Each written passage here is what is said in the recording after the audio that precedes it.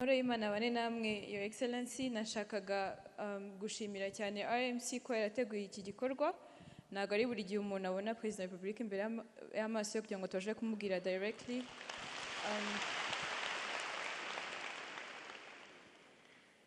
Your Excellency, mwatubwiye ko ubutaha mwe muzakora ibyanyu mukaza mutubaza twari icyo twakoze.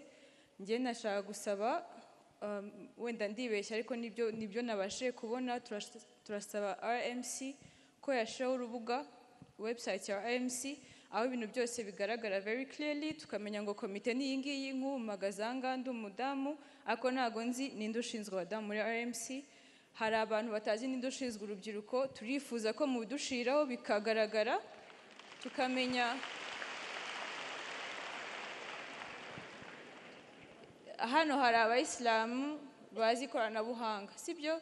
Babikora mu bahembe cyangwa ntimubahembe, dukora n'Imana tubone ngo programme ziri gukorwa ni izi ngizi, gahunda iri gukorwa ni iyi ngiyi, kugira ngo habeho nk'uko Your Excellency mukunda kwivuga bivuga rwose birumvikana, ndetse abantu mukajya mubona aho mutangira ibitekerezo byubaka.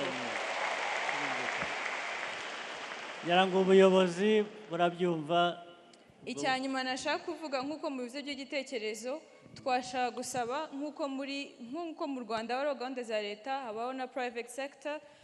RMC twemerere muduhe amategeko tugenderaho, niba dukoze ikintu cyane kijyanye na Islam, yaba ari education, yaba ari business, yaba ari ubuhinzi, yaba ari ubworozi, mutubwire ngo amategeko ni aya ngaya, ariko mutwemerano bafite ibitekerezo babikore RMC without taking over, kugira ngo natwe tukontribue mu kubaka igihugu.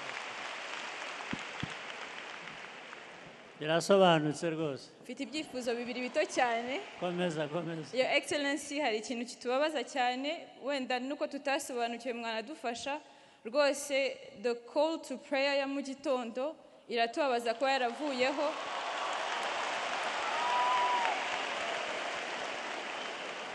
Arimo iki? Adhan, kuriya bahamagara abantu ngo bajye gusenga ntabwo bikibaho mu gitondo. Ntabwo bibaho.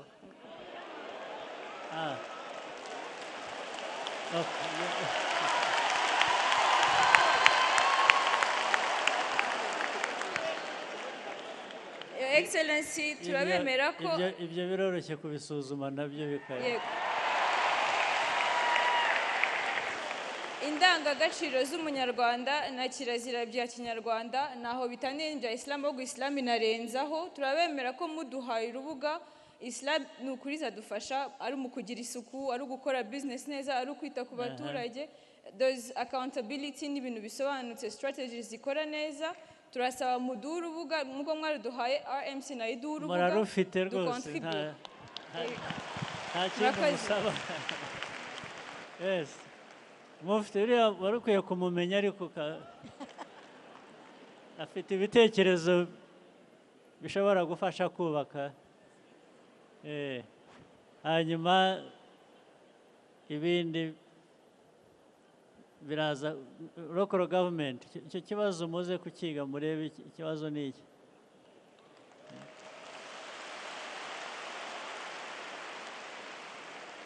Murakoze cyane. Mutinya babakangura mu gitondo ni iki?